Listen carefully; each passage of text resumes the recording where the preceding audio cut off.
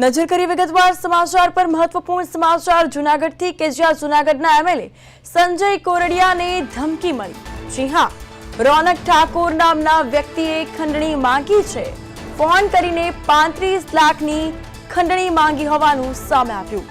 પૈસા નહીં આપે તો પરિવારજનોને મારી નાખવાની ધમકી પણ આપી છે। તો આંગડિયા મારફતે પૈસા મોકલવાનું કહીને ધમકી આપી હોવાનું સામે આવ્યું।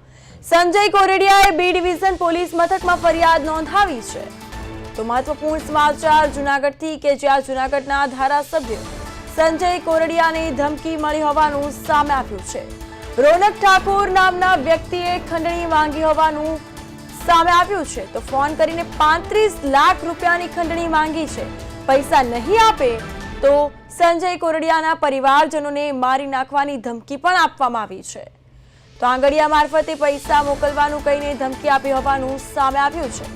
મહત્વપૂર્ણ સમાચાર જૂનાગઢથી કે જ્યાં એમએલએ ને ધમકી મળી હોવાનું સામે આવ્યું છે।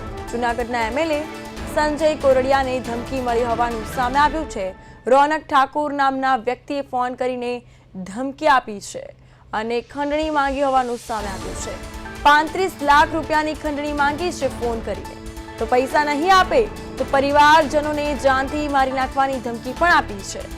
આંગડિયા મારફતે પૈસા મોકલવાનું કહીને ધમકી આપી હોવાનું સામે આવ્યું છે।